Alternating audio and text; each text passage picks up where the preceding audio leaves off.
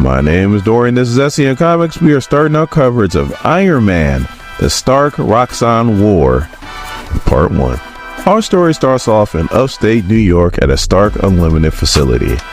You got some workers who are trying to get into there, but the gates are chained up.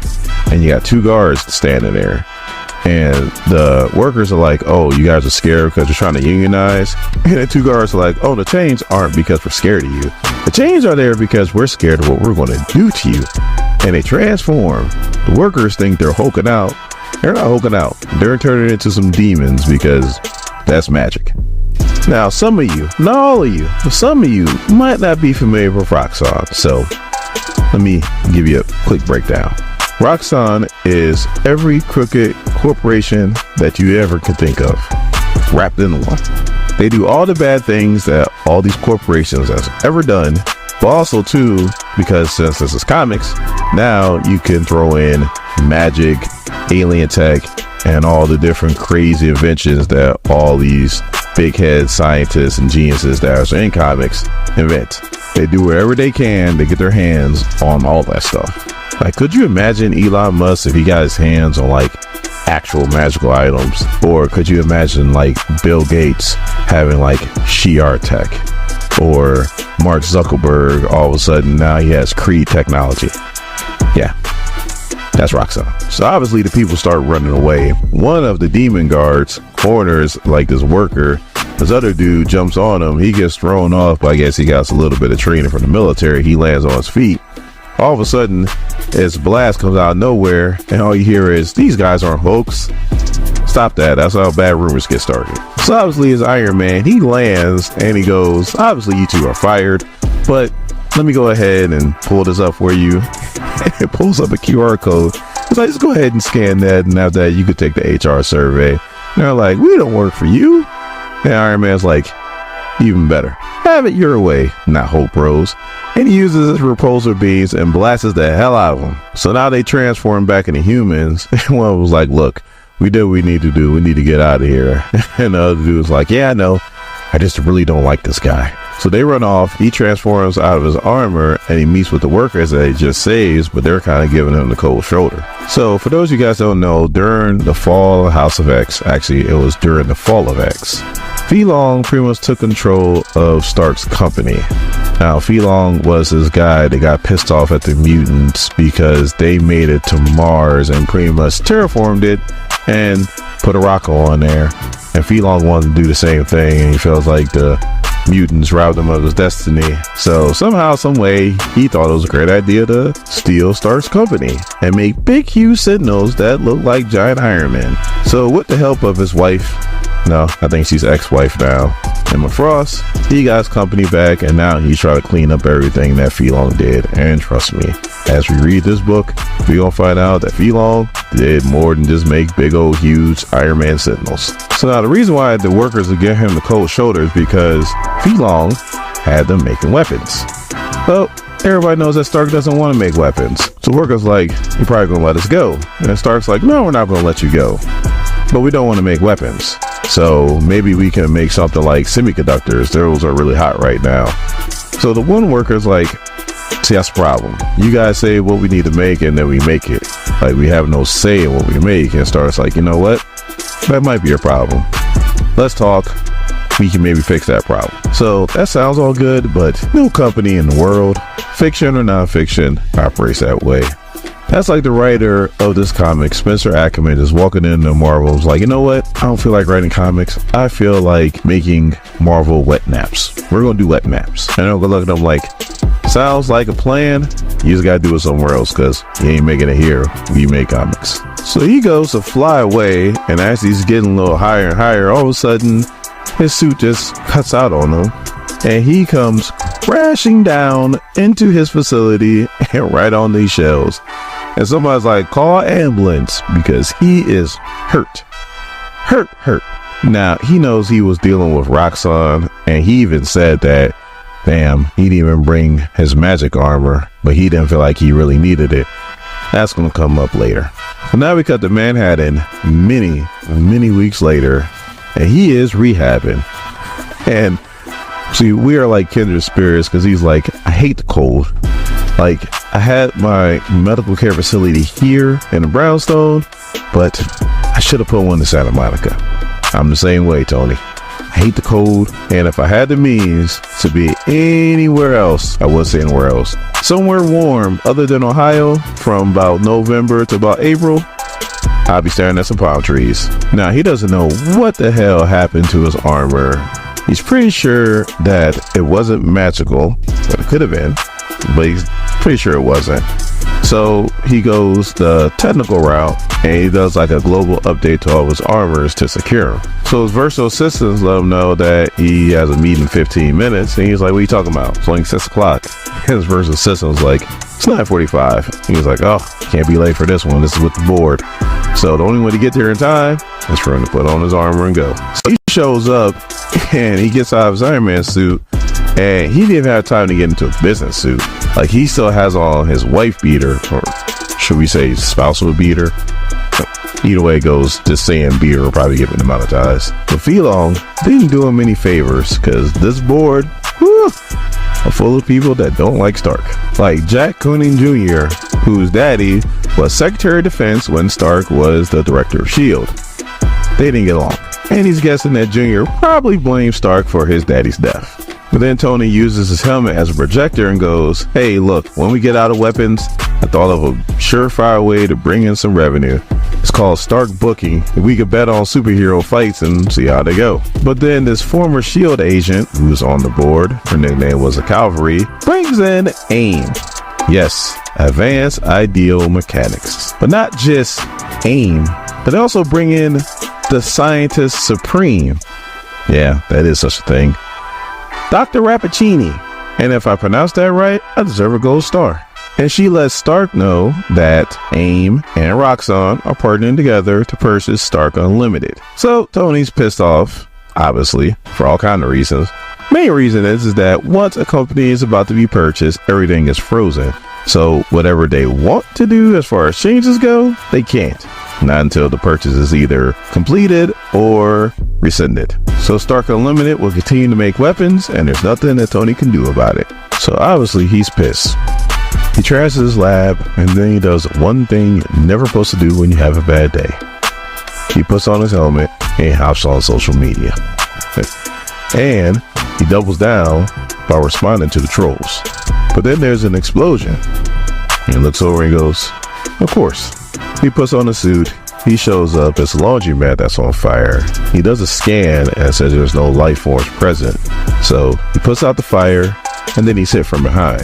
He's being attacked by a humanoid shark and a humanoid tiger. And he's like, I just did an update to my systems. Why did it detect these guys in here? And he's like, oh, forget it. And he punches the hell out of him. So the one shark guy is able to grab his leg. He bites down on it and he's able to get through the armor. Now, obviously, he's in pain, but he's also like, God, I hate the feeling when my armor is wet inside. And let me also remind you that he's still recovering. So he's nowhere near 100%. So he's able to slam these dudes down. And then he notices a camera and he sees that these guys are recording him in this whole fight. So then the tiger guy goes, ha, you're washed. And Iron Man's like, well, all your followers just saw a washed guy that pretty much own you. And the tiger goes, when the boss says take a punch, I take a punch. I guess that's to imply that maybe, just maybe, these guys could have actually did more damage to Iron Man than they really did. So he ties him up and he goes, I'm an idiot. Like, I've been dealing with Roxxon and I know they dabble with magic, especially if you go into what Thor is going through. He's like, I need my Mysterium armor. I'm about to go get it. So he flies to the warehouse, he goes inside and he's instantly punched so hard that he goes, there goes my staples that were in my head. And lo and behold, it's the Not Hope brothers. So even though Iron Man is hurt, he goes, did the QR code not work? I gotta talk to HR. So the one dude goes in for the kill, talking about there's not going to be a round 3. And Iron Man grabs his fist and goes, told you about my repulsor rays, and then shocks the Jesus out this dude. So before Tony can even gloat anymore, all of a sudden the lights are turned on, and it's Justine Hammer. And Tony's like, why aren't you dead? Like, you're supposed to be dead. So she explains how Roxxon brought her back from the dead for this whole acquisition of his company. She goes, yeah, they know that you need a hammer to take care of a Stark. And Tony's like, have you seen your win-loss record against me? It's not good. So Tony's like, okay, it's no problem. Let me just grab my armor. And he reaches to grab his steel armor and it doesn't come. And she goes, oh, how embarrassing. You don't know yet, huh? She touches her brooch and the mysterious armor comes out of her brooch and goes around her, and she is huge. And they start going at it. And Tony's credit, he's handling his own. Like, considering his armor is way bigger than his, and it's Mysterio, like he's doing the damn thing. But then she goes, oh, you don't know yet, huh? And she goes, armor drop. And he drops out the sky just like he did at the factory. And then she lets him know that it was his own hubris that got him in this situation, because he just would have wore his Mysterio armor in the first place when he first went to the factory, that none of this would be going on right now, because he would have been protected from magical attacks. But since he did it, they were able to put a spell on him. And when his armor malfunctioned, he thought it was like a malware issue, so he went ahead and he did an update. When he did the update, he sent the magical malware through all of his armors, so now they control all of them. So then she goes, this is not an armor war like last time. No, you already lost. See you at the vote when we acquire your company. And she gets in the limo and she just drives off. So then Tony, back in his lab, goes, Roxxon and AIM are looking to take everything away from me. Okay. She says that this is not another armor war. How right she is, because I'm about to take away everything from them. Their wealth, their status, everything. I'm about to burn it all right to the ground. So how'd you like the first issue? Like, where do you think this is going? Tony has been going through it for like years now. Me personally, I kind of want to see him just go ahead and just take these dudes out with the quickness and like really like set a stage. But I guess that's kind of, we can get into like superior Iron Man territory. So I don't know. Let me know in the comments what you think about that. My name is Dorian. This is SCM Comics. We're continuing our coverage of Iron Man, the Stark Roxxon War, with part 2. Our story starts off with Iron Man meeting with Jack Cooning Jr., who is a board member that Phelan brought on when he was running Stark Unlimited. He's trying to convince him that this is a bad deal, that they shouldn't have Roxxon and AIM acquire Stark Unlimited. But while he's talking to him, we're also getting a flashback where we see that Tony has made a steampunk Iron Man suit. And the AI in this thing is hilarious. We'll see it soon. So while Tony is telling Jack that Roxxon and AIM are evil, he's also meeting with Tuatar. She's the lady that just turned into a big old lizard. She's pretty much helping out Tony sabotage one of Roxxon's pipelines. So while that's going on, Tony is trying to convince Jack that Roxxon is pretty much acquiring all kinds of debt, and that the street, that's pretty much Wall Street, is backing them up, but they're backing them up on lies. Now, we said in the first issue, but Jack's father was Secretary of Defense when Tony was the director of S.H.I.E.L.D., and they did not get along. So Jack says this is not personal, it's personal. And Jack will be voting for the acquisition of Stark Unlimited. And Tuatar blew up that pipeline. Now he's meeting with Melinda May, who her nickname when she was in S.H.I.E.L.D. was Calvary. She's another person that Phelan brought onto the board when he was in charge. And she is convinced that he has something to do with Roxxon's pipeline getting blown up. She ain't wrong. But she has no evidence, so Tony denies it. So Tony tries to do the same spiel with Melinda that he tried to do with Jack, and same results. She is convinced that doesn't matter who is in charge of the company, how evil they are, as long as she's on the board, she can make sure that some evil things or a lot of evil things don't happen. And Tony is like, oh, how'd that go with Phelan? Should we ask the mutants? So obviously this pissed her off, and now she's going to vote the other way. I don't think Tony had a chance in the first place. But also, too, Tuatar just didn't blow up the pipeline, but she also got something from Roxxon, an artifact, which she gives to Tony. So now Tony's flying in the steampunk armor in Aspen, Colorado, and he's thinking to himself like, man, I'm in the cold when it comes to this vote. But also, too, I am cold because I didn't have time to set any temperature controls in this thing. So So as he's flying, all of a sudden the energy blast comes his way. He goes, whoa, Iron GPT, sit rep. And all of a sudden all you hear is, good evening, username. You are encountering the criminal whiplash. That is not whiplash. And Tony's like, that's force. Damn it, I knew I should have programmed this thing better. And the dude who's sitting there, he's like, who the hell are you talking to? So Tony's like, is that you, Carl? Dude's like, who the hell is Carl? Tony's like, damn it, it's a new guy. So he goes to hit him with a repulsor blast, and his repulsors don't work, and then he gets hit with a blast. So he's about to bust out whatever that sword is in the back, when all of a sudden this lady comes out and is like, the Scientist Supreme would like to have dinner with you. So he goes in and he's talking to the Scientist Supreme. She's offered him to take off that armor, which he laughs at. And he's like, no, I'm in the lair of a mad scientist. I think I'll leave it on. So she's like, well, at least let me offer you a hot towel, which he accepts. Puts on his head and he's like, oh, that feels lovely. Hopefully it's not poison. And she's like, no, not poison, just lavender essence. So she's like, look, we're not trying to kill you, Tony. Maybe Justine Hammer is, but we're not. All we want to do is acquire your company, make you rich, send you on your way. So Tony's like, of course, I'm not going to let that happen. And then the person that's serving him, once he gets a good look at him, he's like, you're Dr. Druid. He's like, what are you doing? And Dr. Druid's like, forgive me, Iron Man. I am not doing this by choice. So he casts a spell, and Scientist Supreme is like, Druid, I need you to do something very unscientific. And Tony just starts screaming no. So now Tony is going through crazy ass hallucinations. His armor melts around him. He's dealing with his dead father, who's blaming him for losing the company. He's dealing with Captain America for when he got killed after Civil War. He's also dealing with his ex-wife, Emma Frost, who pretty much stabs him in the head. But then the art changes, and it goes back. So I think Demon in the Bottle was 1980s, 1970s or 1980s. Anyway, he's dealing with that, the demon in the bottle. So he fights back and he breaks the demon in the bottle, and then he wakes up in his office on the floor. And he's like, what time is it? What day is it? He goes, Iron GPT. Did I miss a vote? And it goes, no, username. You still have 45 minutes before you have to be in New York. And he goes, 45 minutes? And she's like, or it's like, you need to be airborne right now. Now the problem is, Force is also there, and he starts to fight Iron Man.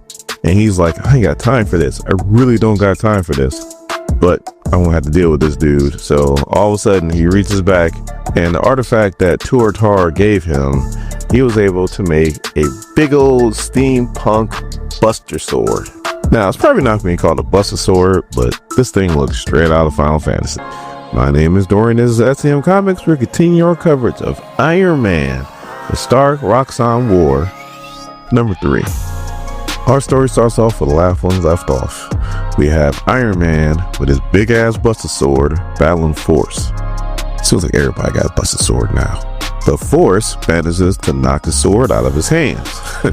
And he's on low battery. So he's rushing to get the sword. Force is about to shoot him in the back.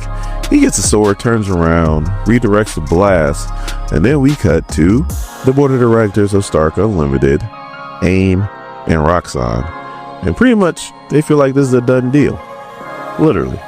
But with the last bit of energy that he has in that suit, Tony comes flying into the window, crashes, and it's like, look, I got something to say. Somebody put me next to an outlet because I got to get plugged in. So Tony gets plugged in, and then he gives an impassioned speech, which falls on deaf ears. But he knew it was falling on deaf ears. So then Justine Hammer chimes in and is like, once this deal goes through and we become Starkson, that's a horrible name, that the silent partner is guaranteeing all members of the board access to a higher plane of existence. And she's like, I'm living proof. They brought me back from the dead. And Tony's like, okay, do you hear her talking? Like, are you guys listening to what she's saying? Like, you think the silent partner's in like Church and Keiko somewhere? No, she said higher plane of existence. So they're probably in some other dimension somewhere, and it ain't gonna be good. I'm trying to tell you. So again, they're not listening. So Tony's like, you know what? Let's just call the vote. All against, he raises his hand. And Melinda May also raised her hand, so even though he insulted her, she's still on his side. But the rest vote in favor for it, so they start calling it Starkson. Still a horrible name. So Tony unplugs and is like, forget this. Congratulations, Monica and Justine. And then Monica, she's the scientist supreme in charge of AIM, goes, where do you think you're going, Iron Man? Strip. So Tony's like, nah, I ain't going down that way, homegirl. I ain't taking off nothing. And then Justine Hammer touches her brooch and turns into the Ironmonger. But this time Tony was ready as he hits her out the building. But then she grabs him and then slams him down to the ground. And then picks up a car with people in it and is about to throw it on Iron Man. So she does throw it.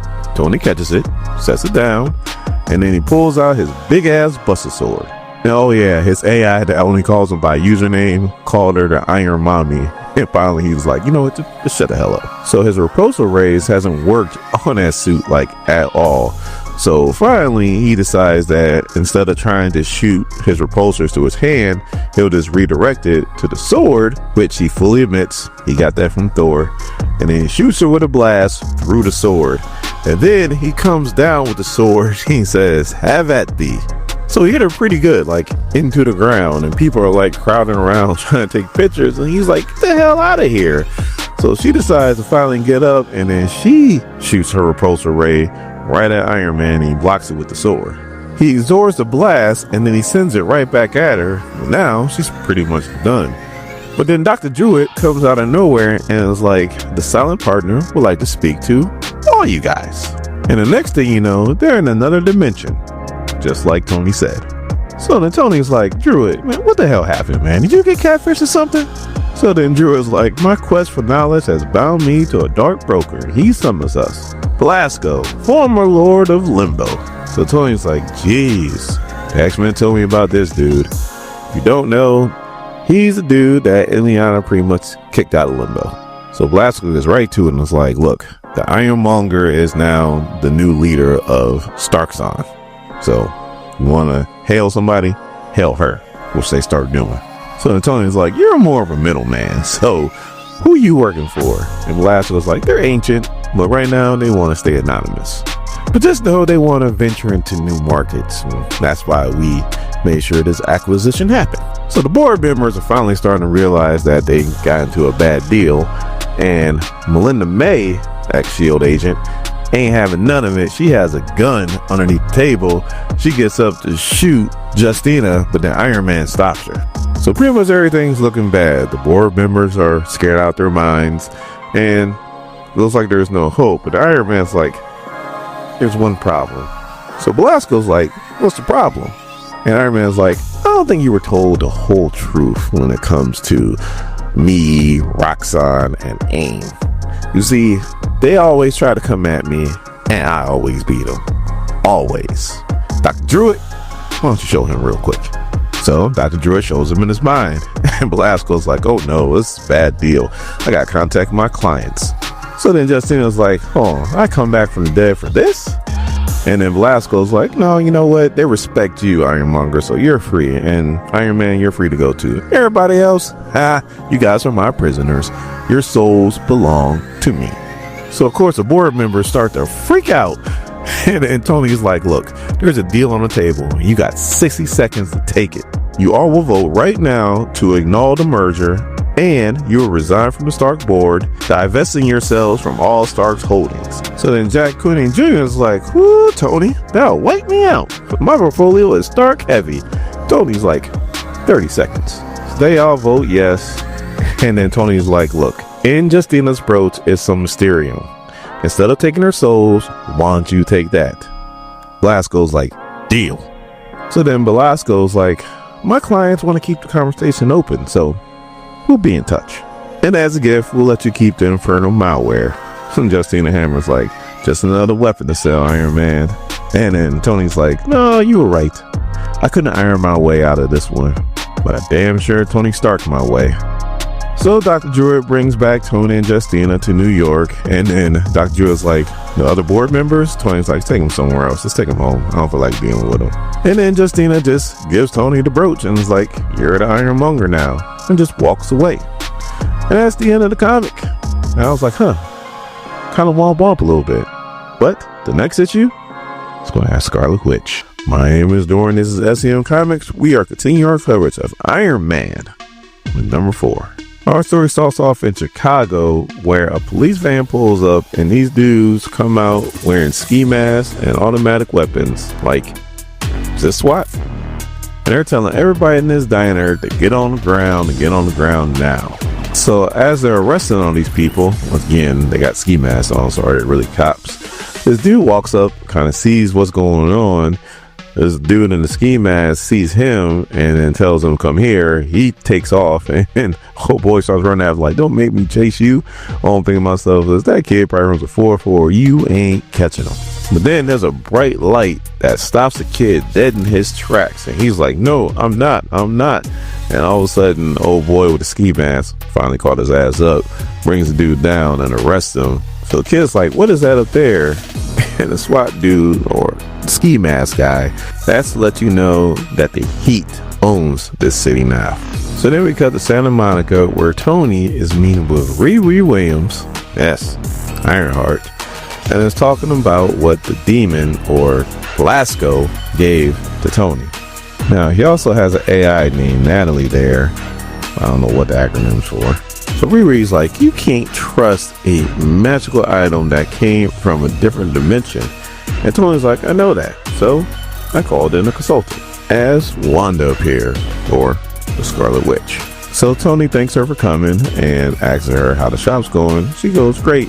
Pietro's watching it right now, so let me get to work on what you got. So as she touches the brooch, she goes inside of there, and there is all kinds of magical entities that are in this thing. Like, she is fighting her butt off. Like, there's just some big, huge Iron Man looking thing that she has to fight, and it's crazy. So she leaves the brooch, and Tony's like, is everything okay? And Wanda's like, don't use a brooch. By any circumstances, do not use that brooch whatsoever. So Wanda asks where the girls went, and Tony's like, Riri wanted some In-N-Out burgers, so we're bringing back dinner. And Wanda's like, oh, great. Again, Tony, don't touch the brooch. So then Tony asks Wanda, was the magic in the Ironmonger systems? And Wanda's like, it doesn't really exactly work that way. You see, the Mysterium acts like a stabilizer for all the dark energy that was flowing through it. So then Riri and Iron Man both say, so that's what the Mysterium was for. And Wanda's like, and without the Mysterium, there's no stabilizer. So again, don't touch the brooch. So the Wanda's like, I gotta go. And she opens up a portal and she goes, one more time, don't touch the brooch. Darcy Lewis on the side of the portal, and she's like, I want some In-N-Out burger. So then as they're eating her In-N-Out, they're trying to figure out exactly what the hell's going on with this brooch and what they're going to do with the Ironmonger's armor. And Riri's like, all right, hear me out, don't get upset, but I connected the Ironmonger to your systems. And Iron Man's like, you did what? And she's like, look, it's like a big Miss Pac-Man. It's eating up all the infection that was in your system. So Riri's like, don't worry. I told Natalie to send a diagnostic to Wanda just to make sure that nothing was going on. All of a sudden, Tony gets a text, and Wanda's like, hey, it looks like it worked, and it's cleaning your systems. But I warn you again, don't you put on that armor. All of a sudden, Tony's looking at the screen, and something pops up at one of his facilities, and they're asking for credentials. Shield credentials. And they're like, why? So they go to see the Cavalry, which is Melinda May, and she says, get the fuck out my office. Not only do you fire me, but now you accuse me of trying to break into one of your facilities. So Iron Man's like, look, we're not here to accuse you of anything, but it's asking for Shield credentials and you used to be a part of Shield. And Melinda's like, you used to be the director, or did you forget about that? So then Riri's like, again, nobody's accusing you of anything, but does this mean anything to you? Melinda looks, she gasps, and she's like, follow me. So then we go to a Stark Unlimited facility in Southern California, where you got Agent 13 and a bunch of ex-Shield agents, and they're loading up something. So the Iron Man's like, all right, how are we going to do this? And Melinda's like, you're going to be air support. Me? I'm the Cavalry. And she jumps down and starts taking out everybody. When I mean everybody, everybody. And she doesn't have a special suit like Nick Fury Jr. is using in the Mystique series. No. She is solo dolo. She's just that damn good. And she throws down Agent 13 to the ground. And so he starts to question her. So Iron Man tells her to ease up, and she's like, look, this ain't got nothing to do with you. This is my fight. This is official S.H.I.E.L.D. business. And Iron Man's like, and you keep reminding me that I used to be the S.H.I.E.L.D. director. So no, I am involved in this. So Riri's like, hey, I know where this is going. They're going to Chicago. So Iron Man's like, why? And she's like, I'm not talking about my lawyer. Iron Man's like, save it for the cops. She goes, try it. You authorized S.H.I.E.L.D. a backdoor director? I'm not stealing anything. It's not my fault you never voided my credentials. So all of a sudden there's a repulsor blast that almost hits Agent 13 in the head. And Riri's like, why Chicago? Tell me why. So now she's ready to talk. And she's like, we're using Stark surveillance tech to do what S.H.I.E.L.D. wouldn't let us do. We're saving Chicago. Legally. So then the cavalry decides to punch her right in the face and knock her out. And then Iron Man, Riri, and the cavalry decide to haul ass to Chicago. But while they're flying, Natalie, the AI, lets them know that there used to be a facility a long time ago that Tony's dad used to run Chicago. Something happened and they had to close up shop, which left thousands of people jobless in Chicago. So they show up to, it looks like a prison that's ran by soldiers, and they go in and they do their thing, wreck shop. The boy that was running at the beginning of the story, Riri knows him. His name's Xavier, and she sees him in there and is like, what the hell are you doing here? Well, all of a sudden they hear a voice that says, from here, we save Chicago. Iron Man turns around and is like, Lucia von Bardes, who is the prime minister to Dr. Doom. And she has a Stark Sentinel behind her. And Riri's like, not this shit again. One world under Doom. My name is Dorian. This is SEO Comics. We're continuing our coverage of Iron Man, number 5. Our story starts off on the west side of Chicago at a warehouse, where you got a Stark Sentinel who is behind Lucia von Bardes, who I believe is the Prime Minister of Latveria. Well, not Prime Minister, she's pretty high up there. That's for damn sure. But the real hero of this comic book, it's not Iron Man, it's not Ironheart, it's not the Cavalry, it's the Iron GPT. This AI unit is crazy as hell. It literally goes username. Like, that in itself is like great. It just does call him Tony, does call him Iron Man. Username. They have a Stark Sentinel.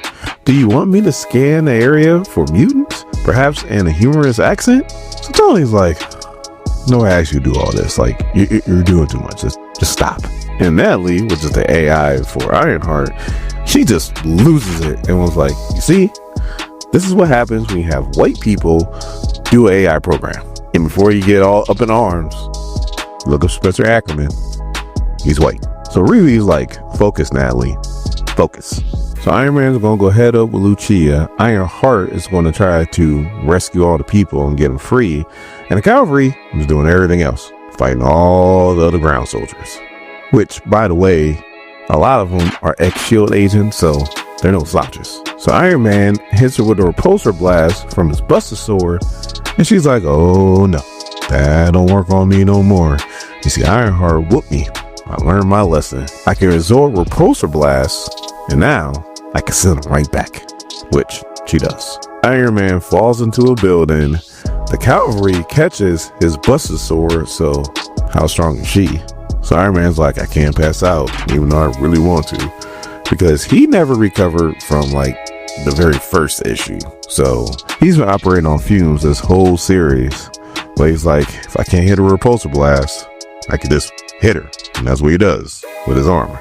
So then Riri gets her friend Xavier.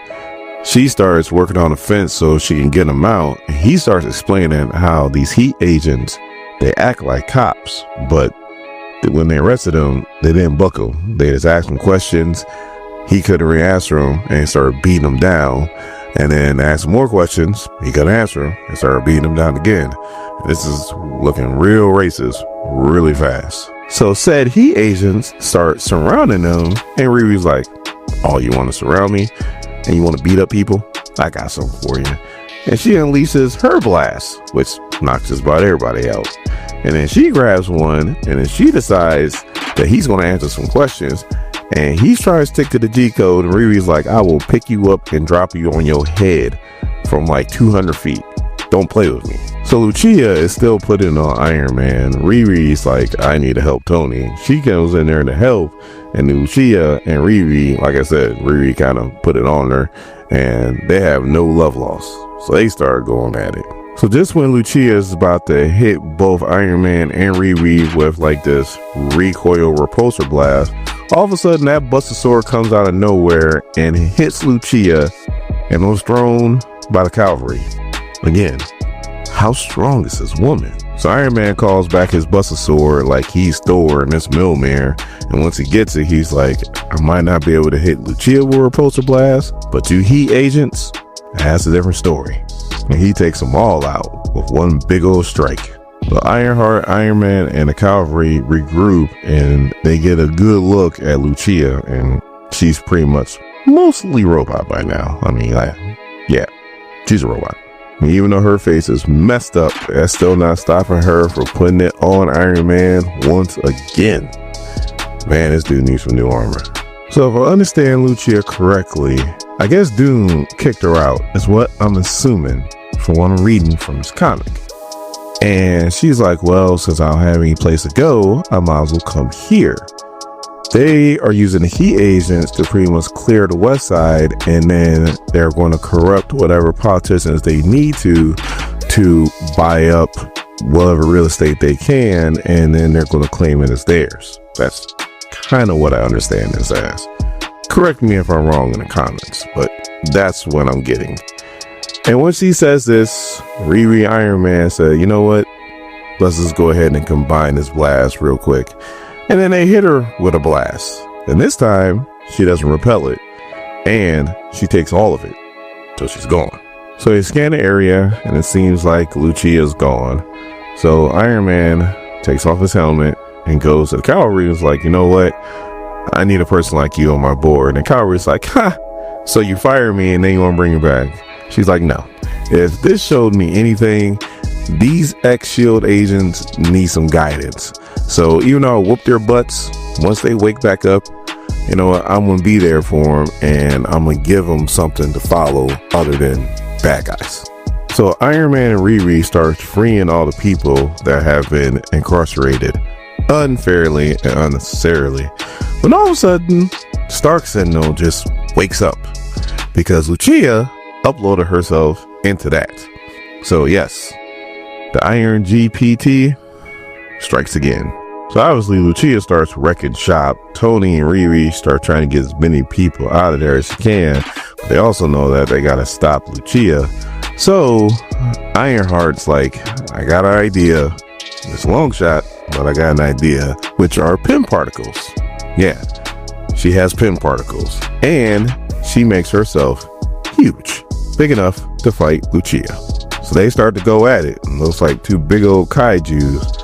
And Lucia doesn't care if she wins or lose, because she knows that this is going to pretty much wreck the whole west side. But again, Riri is 2 steps ahead of her and then hits her with some more pin particles, except for this time, Lucia shrinks down. All the way down to where she fits in the palm of the hands of Iron Man. Iron Man hands her the cavalry, and the cavalry is like, this time you ain't getting away. And she puts her in a box. So Iron Man's about to pretty much bring down this makeshift prison when Riri stops him. It's like, no, the people should do it. And I'm thinking to myself, like, it was mostly people of color, but then you got 2 white guys there, and I'm like, all right, they had some DEI hire, so we can't say it's racist. So Ironheart uses her power to like do a power up to the shovels and the bats and the tire irons and the crowbars to make it a little bit easier on these people to bring down this prison.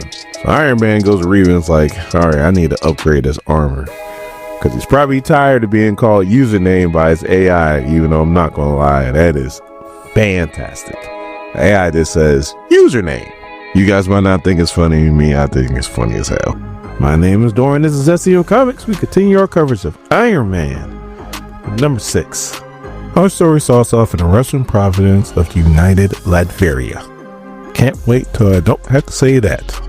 The United Latveria, not Russian province. Anyway, there is a guy kneeling down, tied up with a bag over his head and cameras around him. So it looks like he about to be done in Taliban style. And then somebody gets out of a car. It's Robert Downey Jr. He walks into the shack. You have some armed guards and a guy sitting there, and it's cold. He's like, welcome. In this room, we will free Latveria. And Tony Stark's like, I'll drink to that, Commander. But I don't drink. So this dude is like dogging out Doom, pretty much talking about his background and how he grew up and one hanging from a lamppost. And Tony's like, okay, yeah, I got it, but do we have to like talk about his background? Like, can we just focus on the matter? So then Tony's like, I like how you take security seriously. Like, there's no fires anywhere to register, any kind of smoke signals, and that thing ain't doing nothing. So there's no heat signature to be seen. That's Tony saying he's cold as hell. So then dude's like, all right, well then, what do you got? You got some Iron Man suits for us? And Tony was like, if we're gonna work together, you need to understand this clearly. That will never happen. So then dude's like, all right, well then, what do you got? And he's like, I got something great. I got this, a bottomless crypto wallet, courtesy of Stark Unlimited. Pretty much Stark Unlimited will do the data mining and they'll just keep putting money into his wallet. That's what I gather. Like, I don't know how crypto like works or anything like that. All I know is that famous people put their face on it and it's always a scam. Just always. Like Hot to a Girl, like KSI, Mr. B's, like doesn't matter. They're all scams. If you ever hear me pushing a coin, that is your signal to understand that I owe the wrong people a whole bunch of money and I might be in trouble. Might die. So Latvian dude looks at it, crumbles it up, and says, come with me. He tells a story about a Turkish general and how he was great, but his downfall was he trusted the wrong person and that kind of got him messed up. Long story, want to read the book. He explains it in detail. But he's like, trust is the big thing. You have to trust your allies. He pulls the bag off the dude's head and he explains how, I guess, this was an ally, but he couldn't trust him. So now he wants to be able to trust Stark, and he wants Stark to shoot this dude in the head, like right now. Shoot him in the head, get rid of him. And he's like, before you start saying, oh, well, I'm an Avenger, he's like, I'm pretty sure Avengers kill a lot of people. You know, you have killed somebody in your years of being an Avenger, so I want to hear you don't kill. So why don't you just pop the dude in the head, and then I feel like I can trust you. And then Stark's like, you know what? Before we do all that, what is your plan? Like, how do you plan to do all this? Like, I need to know that before we move any forward with this. So then Latvian dude's like, all right, let's go back inside. So long story short, this dude wants Stark to provide Stark missiles, and Stark's like, look, I am out of the weapons game. Like, I don't do that anymore. And then dude's like, well, we gotta have Stark missiles. They're the best missiles. Like, we can't have second class missiles. And Stark's like, so you want me to provide Stark missiles so that you can attack Doom? He's like, no, I want you to sell them to Doom. It's a long story. It's a lot of rhetoric, but in a nutshell, Doom has pretty much replaced most of the army. Doomstat is ran by Doombots. The Air Force is all ran by Doombots. And a lot of the military people he got rid of. He's actually one of them. That's why he's here. But there's still some people that are in Doom's military because he can't get rid of everybody. And obviously they're on the side of the people that Doom got rid of. And he feels like that the people don't want to just follow dictator. They want to follow like Latveria itself. And the army is Latveria itself, which is kind of misguided, you know, like doesn't sound like a plan to me. And he feels like if they march on Doomstat, then people will realize that Doom is just a dictator and they will align themselves with the Latvian army to overthrow Doom, which I don't see that happening, but okay. So Stark is listening to this plan, and I'm thinking to myself, he can't be even considering this. But doesn't get a chance to really consider it because all of a sudden there is an explosion. And the Winter Guard has come for Iron Man. So the Crimson Dynamo's like, comrades, his weakened armor is in that briefcase, and he goes to try to get it. But Iron Man, who's always a step ahead, has his briefcase come to him, and he goes, Dimitri, because he knows his first name. Hey, give me your schedule after this, because I'm thinking about starting a podcast calling it the Interactive Iron Man, where I go through all my process and upgrades. And who better to be my first guest than the person that's been on the receiving end of the most upgrades, which is you, Crimson Dynamo, as he takes out his big ass buster sword and blasts everybody. So then the Red Widow comes out of nowhere and goes, arrogant American. The Red Widow's never been bested with upgrades, so he blasts her and goes, oh, I promise, the podcast will get you up to speed. So Ursa Major, he's the bear, who's actually also a mutant too, by the way, is about to jump on Iron Man. Iron Man turns around and goes, is it weird that I'd rather cuddle you than fight you? And Ursa Major's like, oh, I'll make you pay for that one. So Iron Man grabs him and then starts taking him into the atmosphere. Now, he's not going to take him into space because that suit can't handle space, but he's going to take him just a little bit before it, where the air is thin, and he'll pass out. And then Iron Man shocks him and lets him go. So he lands hard. I'm like, oh, you know he dead. Like, Iron Man killed him. But I guess he has durability. But I looked it up, and he has the durability of an adult brown bear. An adult brown bear would die from that fall. So if he's living, that's Cap. So then the Red Widow takes the ex-Latvian soldier and tells him to sit down and goes, Crimson Dynamo, confirmed that the camera on the Ursa Major no longer streams or records. I'm like, he landed on top of it. It's just as dead as Ursa Major dead, because he should be dead. So the Crimson Dynamo goes, da, Red Widow, it's dead. So she's like, what are you doing? Like, you're trying to strike up a deal with the Americans. Like, you know you can't trust them. You know they're going to double cross you. Like, why would you even do something stupid like this? And next thing you know, she is shot in the back by Natasha Romanoff, or the Black Widow. Now, this is how bad they want to get Black Widow. They're pretty much like, forget the Latvian, forget Iron Man. Our main priority is now the Black Widow. So Natasha jumps on Iron Man's back to catch a ride, and Iron Man's like, I need you to grab my sword because I can't. I'm in a awkward position. So she grabs it, and as little as hell, she's like, what the hell do you want me to do with this? And he's like, hold on, wait a minute. We gotta make a detour. And then he picks up the dude that was about to be shot all over, like, the internet. So then Natasha's like, who is he? And Iron Man's like, we'll talk about it on the Quinjet. Just flick your wrist. So she does, and then the sword activates, and she goes, oh, very impressive. And she shoots the hell out of Crimson Dynamo. And I know his name is Vanguard, but that's Red Guardian. I don't care what anybody says. So they get to the Quinjet, they fly away. The Red Widow is now talking to the Latvian again. And she's like, look, this is not the way. Making deals with the Americans, especially that American, is definitely not the way to go about this. So, yeah, don't do it. So then Natasha's talking to Iron Man, and she has that mean look on her face. And Iron Man just knows what she wants to talk about. So he starts to explain why he was there. And Natasha's like, look, I know what it means to destabilize a government. Done it a few times. And every single day of my life, I wish I hadn't. So Tony's like, look, I don't want to do this either, Natasha, but like, what other plan do we have? Like, we don't have a play here. And Natasha's like, I got a better plan. How about this? Why don't you put your faith in Earth's mightiest heroes?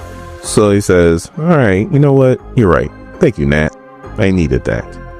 So then he goes to his board that he's meeting with, and Tony being Tony just makes the wrong call and goes, I'm thinking about us being the sole weapons provider of Victor Von Doom. My name is Doran. This is SCM Comics. We continue our coverage of Iron Man with number 7. Our story starts off at the New York Stock Exchange.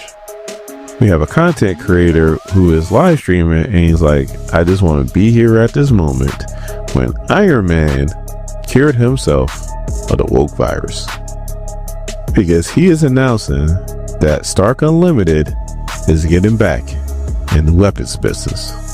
So if I'm interpreting this correctly, if you're woke, that means you're against weapons of mass destruction. They're also against murder, mayhem, genocide, and homicide on a global scale. At least that's what I'm getting from this. And if you're not woke, that means you believe in the teachings of pick your favorite dictator. I mean, they're all did something bad. Hitler, Stalin, Mussolini, like pick a pick.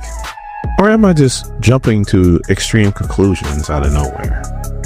Don't you hate when people do that? Anyway, the people on the New York Stock Exchange, none of them are woke because they're all chanting Tony's name like Tony Stark, Tony Stark. Why? Because weapons equals money, and that's all they care about. Even though he is clearly saying that he wants to be the exclusive weapons dealer to Dr. Doom. Like, did they catch that part too? So you got people offering them buying beers, and this Tony Stark is now cool again. And to make him even more cool, he ain't got his steampunk armor anymore. Well, he does, but he's not wearing it right now. He busts out his Silver Centurion armor that he wears on the West Coast Avengers. So as he's flying away, he checks his messages. He has one message from the Latvian government.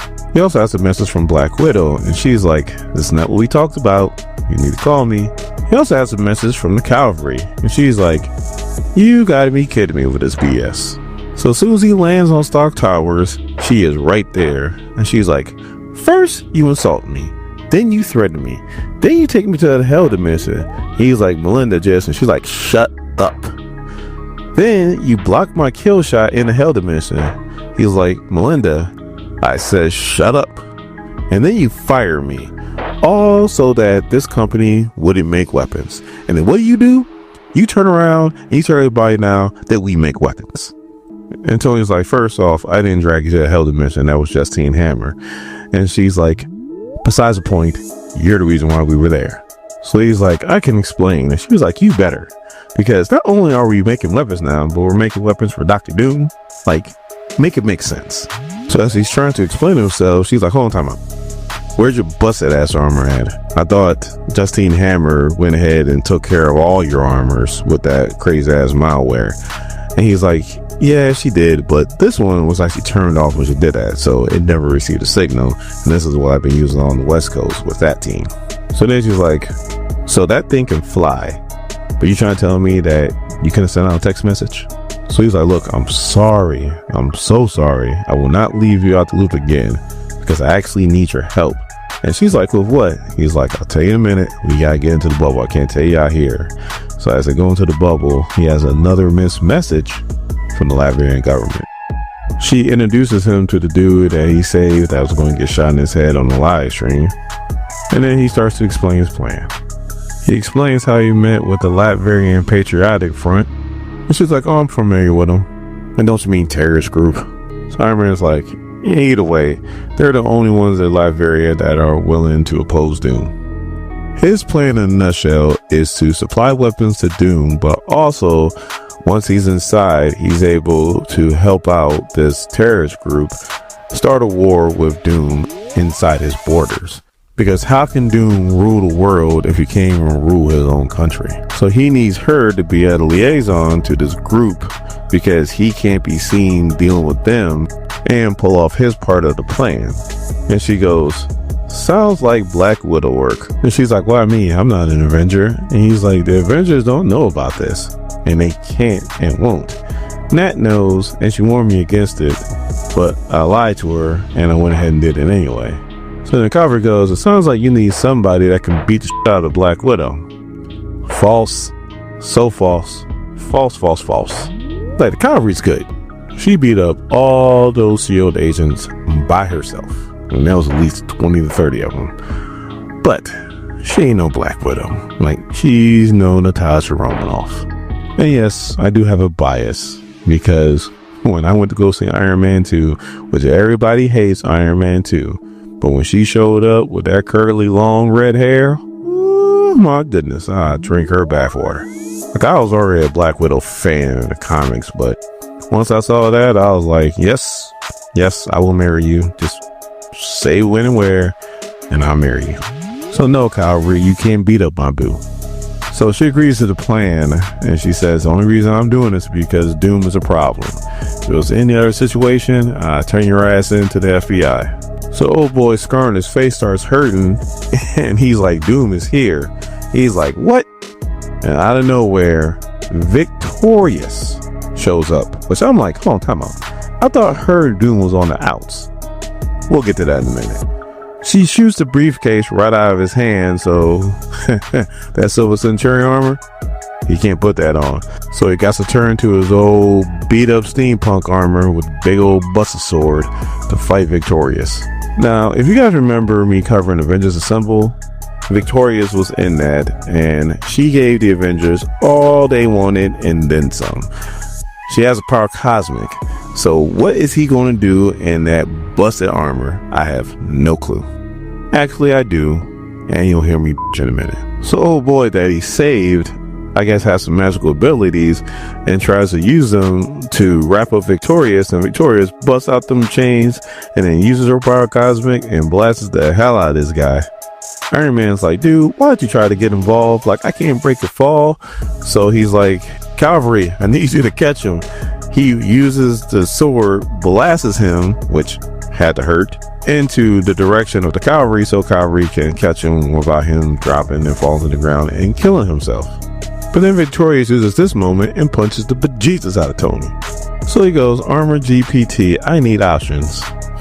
God, I love his AI.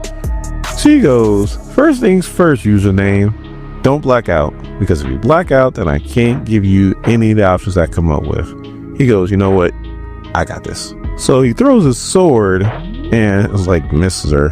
I'm like, this dude's better than 1,000. And he's like, well, she has a power cosmic. So the good news is I don't have to hold back. And he bounces a beam off the sword and then onto her and like knocks her out. And I'm like, shut up. Like I said, in Avengers Assembled, she gave a team that had Wonder Man and Monica Rambeau on it all they wanted. And this dude does one blast and takes her out. Again, shut up. So he catches her and he's like ready in the medical bay. Get all the doctors involved, and also too, I need you to go and make sure that the boardroom is nice and clear. She wakes up and he's like, I assure you the doctor says that they took you to the concussion protocol and you're fine. And she's like, oh, it's cool, Stark, because I'm gonna kill you in just a minute. So he's like, I don't even know why you're here, because I thought you and Victor were on the outs. And then she explains how, I guess, her lord accepted her without her having to wear the mask. So now everything's good again, hunky-dory. So that fight in Avengers Assembles, I guess you could say that meant something, because they told her that, hey, you shouldn't have to wear the mask at all.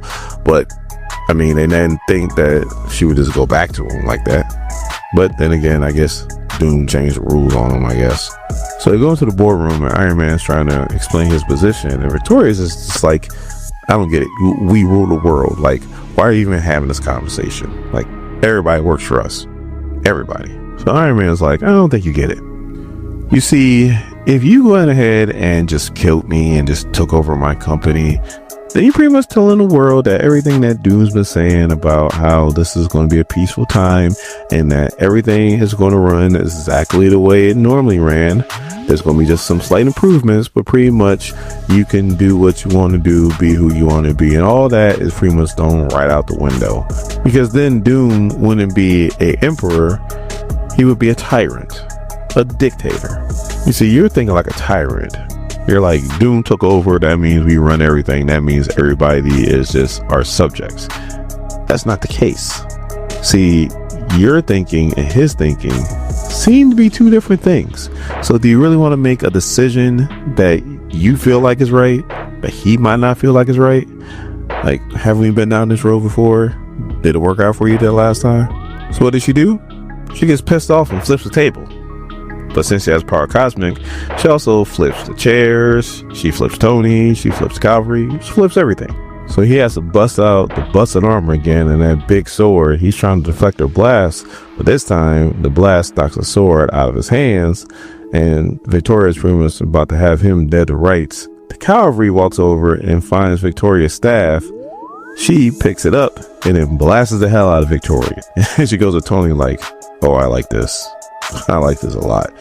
You have to build me one of these. So Iron Man helps her up. It's like, look, will this help you out? And then he kneels down in front of her and he goes, I am on your and Doom's side. And he also tells her that being on Doom's side keeps his company afloat. And Lord knows he can't be broke. So she gets her stuff back on. She's like, you know what? I'll talk it over with Doom, but just know this. We assuming that you are going to betray us. And she flies off. So Calvary's like, wow, not only did she not kill you, but she's actually considering your request. I'm impressed. And Tony's like, I know you only dealt with me when I was like director of S.H.I.E.L.D. and you felt like I was the worst S.H.I.E.L.D. director ever. But trust me, I got some skills. And I'm about to show you them right now. Now, was the Winter Guard anywhere in that comic? Was the Crimson Dynamo punching Iron Man in the face? Lies, people. Lies. My name is Doran. This is SCM Comics. We continue our coverage of Iron Man with number 8. Our story starts off in Iraq, where you got Commander Ayani of the LPF. That is Laverian Patriot Front. And he's the guy who has made a deal with Iron Man. So he's going to go finalize that deal. So he walks into this extravagant hotel and he is met by the cavalry. So he's like, finally, when I made this deal with Stark, this is what I expected. Extravagance. So the cavalry is like, all right, well, let's talk some business. He was like, here? With all these people around? And the cavalry is like, look, we bought out the hotel and all these people are Stark employees. So he's like, oh, I expect none less of S.H.I.E.L.D. And she goes, formerly of S.H.I.E.L.D. And he goes, is anybody formerly from S.H.I.E.L.D.? So she's like, all right, how can we help you? And he goes, you see these devices? Doom soldiers that are loyal to us have these devices. They need an extra layer of encryption so that we can talk to them securely. So Calvary's like, we can work that out. So then he's like, how you gonna get past the magical dome? And Calvary's like, you let us worry about that. Then all of a sudden, the Winter Guard decides to pay a visit. And Commander's like, I thought you said this place was secure. And the Calvary's like, I really should have had Tony brief me more about what happened in Russia. So then we cut to Los Angeles, where Tony is at West Coast Civilians headquarters, and he's playing Vishti or Vasht. I don't know if the E solid or not. Tell me in the comments. I'm not really fluent in Laverian. But he's giving Tony the business. I mean, he's giving him Euro steps and giving him some crossovers. And Tony's like, damn it, you should have kept this game here. It should never went to Europe. This dude's even saying how he used to race horses with Jokic's brother. That's Nikola Jokic for Denver Nuggets, who should have won the MVP this year. Like, I know Shea Gilgeous had a really good year, but come on now. Joker had a triple-double. Average a triple-double. That's ridiculous. Anyway, Tony has to show this dude that he still got it. And he grabs the ball and he's like, if I make this, you got to answer a question. So Tony stepped back and was like, Kobe. So after you say that, you know it's going to go in, which it does. He's like, all right, kid, now answer me this. Why in the hell was a LPF trying to kill you? So he explains, just like Doom, he practices magic. And once Commander Hayani found out about that, well, he had no more use for him, so he wanted to kill him. So Tony's like, how'd you get into magic? Is that like a high school elective in Latveria? And he's like, actually, I'm not from Latveria, and I'm self-taught. You wouldn't believe what you would find on the internet. And then he demonstrates by taking all the shower water and levitating in the air. And Tony's like, all right, I believe you. Bring the water back down, cold. So Tony's like, you know, magic has consequences. Oh yeah, what's that on your face? And he's like, one of those consequences. So Vestes is like, what worries me is that you're giving them Stark weapons. I feel like with those, they might be able to beat Doom. And then Tony's like, I really hate to admit this, but Doom is the scariest man I've ever faced. So if anybody could hold up against these guys, it's him. So Tony gets an email from the cavalry and she explains how they want to update their software in their phone so they have that extra layer of encryption. So he goes to Vestes and he's like, can you handle that? And he's like, consider a handle. So as they're walking, they're interrupted by my most favorite character in this book, Iron GPT. And they go, excuse me, username. And Tony just ignores the hell out of him. And he just continues to talk. And then Iron GPU goes, Username, there's something going wrong in New York. And Tony's like, there's always something going wrong in New York because it's New York. And all of a sudden, she just forms an Iron Man helmet around his head. So I guess he gave her some upgrades, or some upgrades. And he shows a Stark plant that's going to be making the new missiles. It's on strike. Now, this is the same Stark plant that was on strike at the beginning of his run. And Tony was like, I thought we took care of this. Like, why are they striking again? So he just armors up fully. Looks like he gave a little bit of upgrades to this thing, but it's still private jalopy. And they head to New York. So we cut to upstate New York and we see the workers, and they are rioting, or picketing. Not rioting just yet, but about to, because there's a new security team. This time they're not demons like they were in the very first issue. They are ex-SHIELD agents, and their leader is from the deep South. Now, I know I have like a speech problem, and I get called out a lot when it comes to stuff that I say. When this dude starts talking, he is like, I know a lot of y'all want to go with the cavalry to Iraq. That's I like an eyeball, and rack like a rack of ribs. Died laughing. We need to get said employees back to work, so we're gonna do that by any means necessary. He went straight Malcolm X in this. And that's what they do. They start beating these employees' asses. So all I'm thinking to myself is, how the hell they gonna get back to work if you beating the bejesus out of them? So then there's one dude, Raymond, who Iron Man talked to in the first issue when the first riot happened. Well, he walks up and he kicked the out of this southern dude. I mean, so hard, his tooth just go flying out.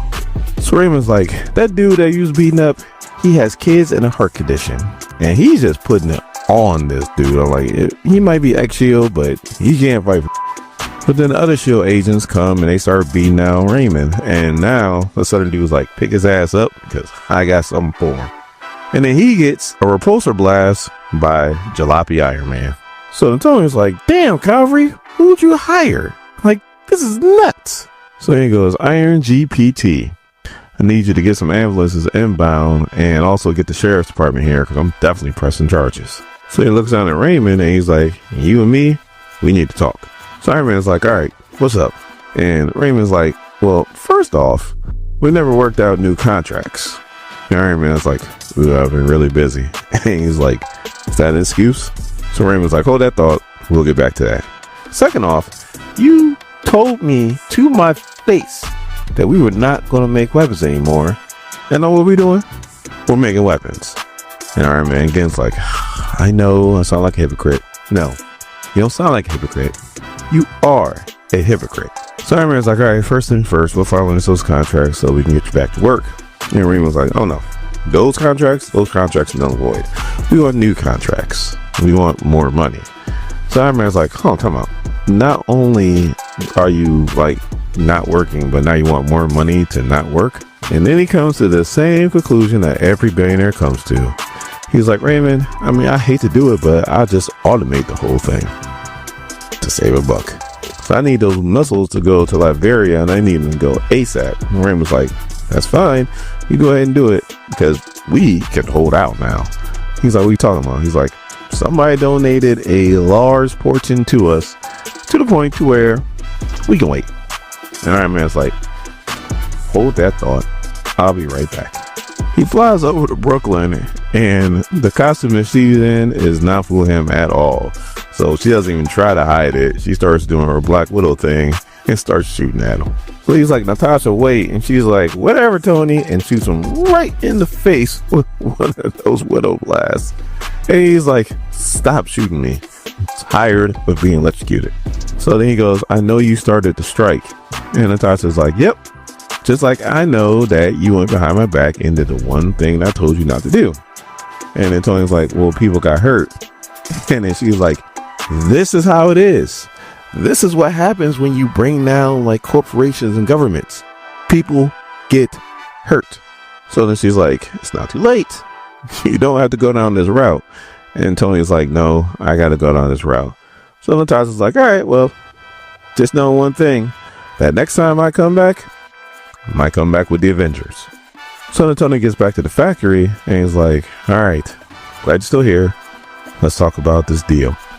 And then he goes, all right, well, not only do we want double the pay, but we also want 3 seats on the board. And Tony's like, I just got back my board. Just got back in control of my board. And now you want 3 seats? And he goes, yep, we want 3 seats. Now, I'm never, ever going to have any kind of business or corporation.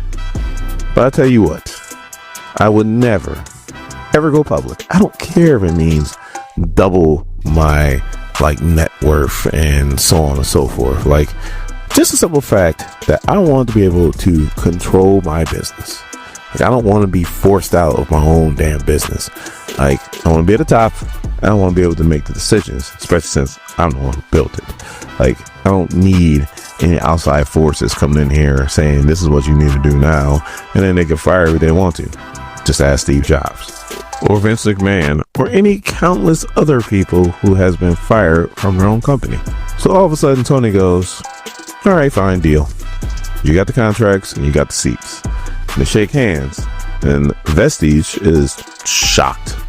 She's like, I'm shocked too. He's like, hold on, time out. You pretty much have given away control of your company. And Tony's like, I need to be accountable to things that I do. And I can't just say it and then not do it. So this is me trying to do it. So as they're flying, he sees himself having a newfound respect for Tony. And then all of a sudden, Iron GPT chimes in. And she goes, excuse me, username. A message that I've been ignoring as a rushing phishing attempt might not be.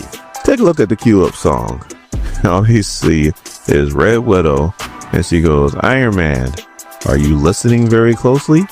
If you want to see Miss May and Commander Hayati again. And all of a sudden this song starts playing going, I got the power.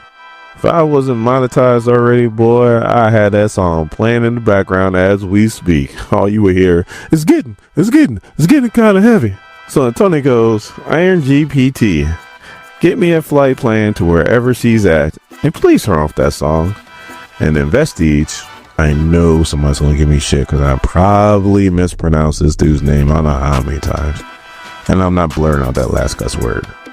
He goes, you're a hero, Iron Man. A real one, and I'm going to save you.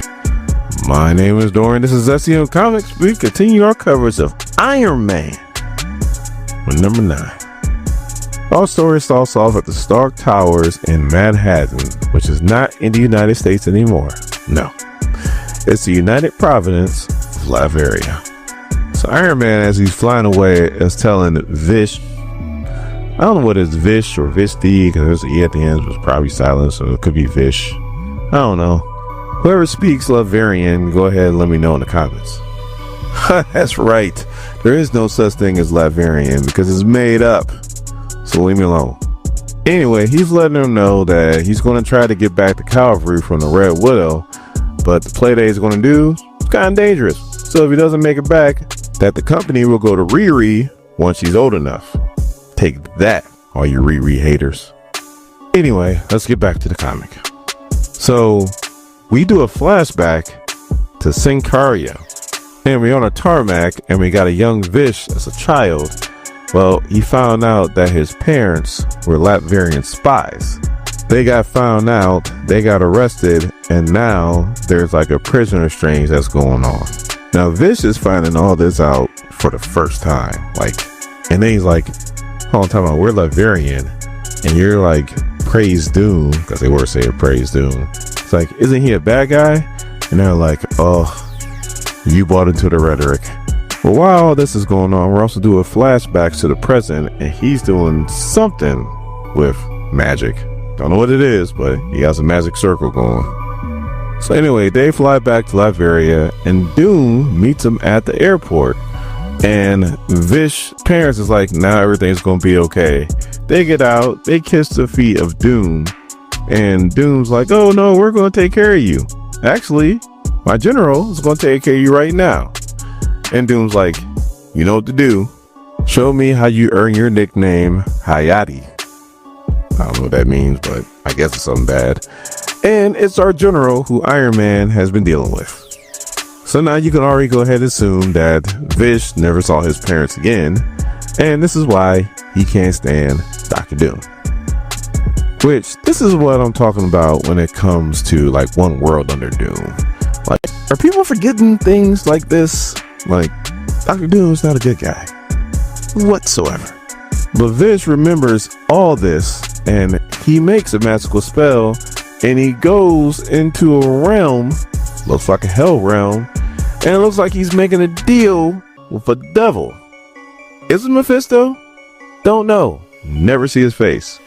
But it's some kind of hell lord. Mephisto would be fitting because Mephisto hates Doom. Doesn't like him at all. So now we cut to a Winter Guard safe house where you got the Red Widow, they got the cavalry tied up, and she's trying to make a deal with the general again. She's like, you can't trust the Americans. You can trust us. I don't think you trust them either, but it is what it is. Now, we also see Ursa Major, who is the brown grizzly bear. He shouldn't be alive. Iron Man, a few issues back, dropped this dude from very, very, very high up. And he is just a normal grizzly bear and should be dead. Why is he still alive? Comic books. They're saying that the Winter Guard is about to have a bad day because the new Avengers, or at least Bucky and Natasha, are about to crash the party. So they jump into action. Natasha tells Bucky to take out Vanguard because he got superpowers. He comes crashing down on top of him, and Bucky's like, but one of them was a grizzly bear. That's not superpowers. Natasha comes crashing through the window and was like, nope. Kicks the bejesus out of Ursa Major, and he is knocked out. The inconsistency with the writing when it comes to this character. Like, he drops from very high up. I mean, extremely high up, and survives, and he takes one roundhouse kick from Natasha, and he's sleeping. Come on now. But at least you're about to get Black Widow versus Red Widow. So the cavalry's tied up. She's knocked over. She's like, Widow, untie me. She's fighting Red Widow and just ignoring the hell out of her. All of a sudden, the general gets a phone call. He picks up, and then the phone starts making this weird beeping noise. And out of nowhere, across Latveria, anybody who has these types of phones all of a sudden is bombarded by this black magic. There's explosions, like people just blow up all over the place. There's a guy holding a baby. That's not good. So then the general's like, how? And then Red Widow's like, it was Stark. And then the cavalry, who's still tied up but on the floor, is like, it wasn't us. And please, somebody untie me. So the four of them, Red Widow, Black Widow, the general, and the cavalry are all arguing. All of a sudden, the Ursa Major finally gets his butt up, and he goes to attack Natasha and gets knocked out. I mean, knocked out by the Crimson Dynamo, who technically right now is Bucky. He's in the suit. So all of a sudden, Black Widow, Red Widow, and the Crimson Dynamo are going at it. So that means it's Natasha and Bucky versus the Red Widow. When all of a sudden, there's an explosion from the ceiling. And there, looking down on everybody, is Iron Man, Victorious, and Vish. So obviously, Victorious is there because she wants some answers because thousands of Latvians just lost their life to what looks like a terrorist attack. So obviously, the Red Widow's blaming Stark. Stark and the cavalry are blaming the Red Widow. She just grabs the general and jumps out the window.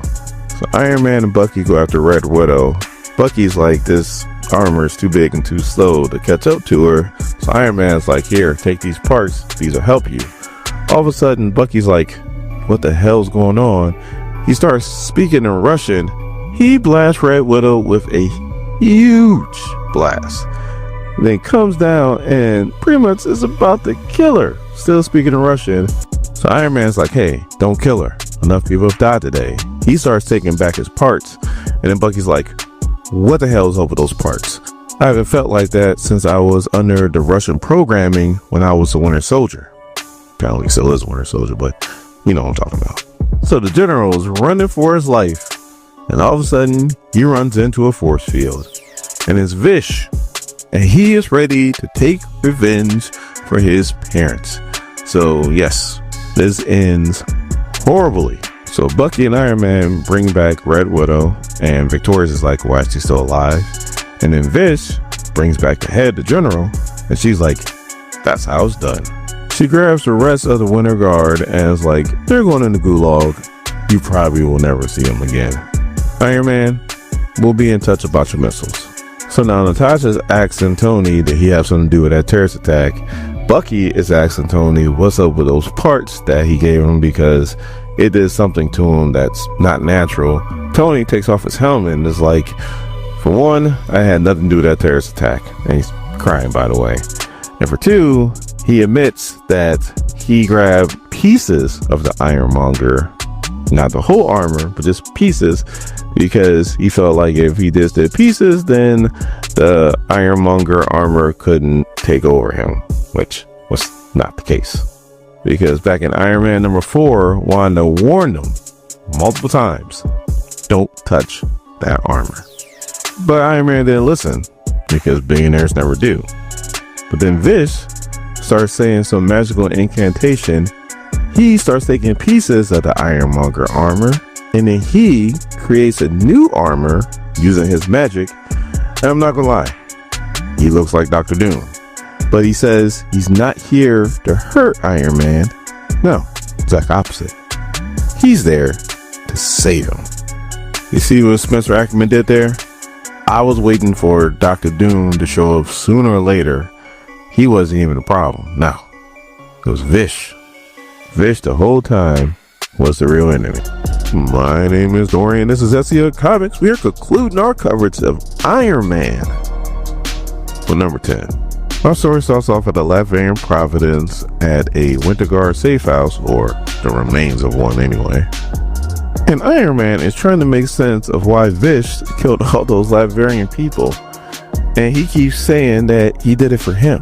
Now Vish is trying to say that the reason why he did this is because he didn't want Iron Man to get back into making weapons of mass destruction. And also too, the way that he was going to go about to try to overthrow Doom probably wasn't going to work, and this is why he did it. Calvary ain't trying to hear none of that. She pulls out a sword right out the wall and throws it right at Vish, and it just melts away before he even gets anywhere near him. So he's like, Miss May, of all people, I expected somebody from S.H.I.E.L.D. to be on my side to understand what I was trying to do. You too, Black Widow. And Bucky, who's in the Crimson Dynamo armor, is like, kid, I don't know who you are, but I can always tell when someone who's never heard a shot fired in anger talks like they understand war. So finally, the cavalry starts putting two and two together and goes, the phone update. That was you. That's how you killed all those people. And then Vish is trying to explain himself and so on and so forth, and those people deserve it, and it was mostly the Latvian Patriotic Front who died. And then Bucky's like, nah, homeboy, I saw children burning too. So instead of listening to what everybody's saying, he's just doubling down. He's like, well, the way Iron Man was going to do it was going to kill a lot more people than what I did, which is just an assumption. We all know what assuming means, right? He even brings up how he wants to deal with Doom the way that Iron Man dealt with Ultron in the West Coast Avengers book, which at the time of this recording, Ghost Ultron has a blade right through Tony Stark's stomach, right out of his back. So when he said that, I'm like, I'm confused. But my level of confusion isn't the issue here. Now, Iron Man is pissed. And he's pretty much like, you can either turn yourself into the authorities, or I can cut that armor off of you one piece at a time. So Vish is pretty much like, please, Iron Man, the last thing I want to do is fight you. So Bucky's like, oh, don't worry, you don't have to. I will. And he goes right at Vish, and that suit just melts right on Bucky. And I know Bucky's super soldier, I know he's super tough, but that's molten metal that's around him. He's screaming in pain. He should be dead. Like he should be dead. Plain and simple. So he goes, to oppose me is to save Doom. So this kid is definitely way deep in the delusional phase. So then he tries to use his power on Iron Man, and he blocks it with his busted sword. And Iron Man is kind of in the delusional phase because he still wants to help this kid.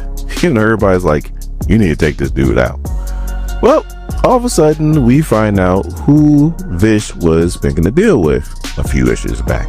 I thought it might have been Mephisto because Dr. Doom and Mephisto are like Rick Ross and 50 Cent. Like, they'll never get along. But then we find out it's Belasco, which he's already been in the series.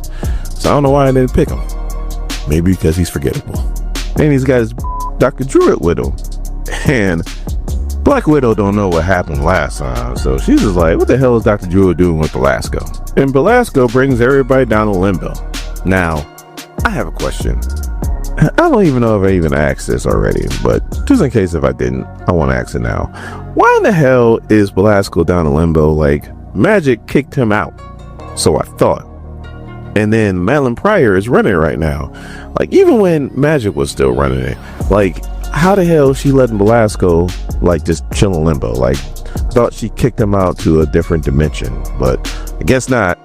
And I guess they're not keeping tabs on this dude, or they don't care. I don't know. Anyway, I guess Belasco gave him the power to do what he did with the cell phones, and also to get the Ironmonger armor so that it's in his possession. So Iron Man's obviously pissed at Vish, and he's like, dude, Belasco, why do you keep popping up? And he's like, I told you, my clients, they're not done with you yet. And I guess the whole deal is that Vish pretty much said that whoever the client is that Belasco's representing will be able to get all the citizens of Latveria as long as they gave him the power to get rid of Doom. So Iron Man's like, are you crazy?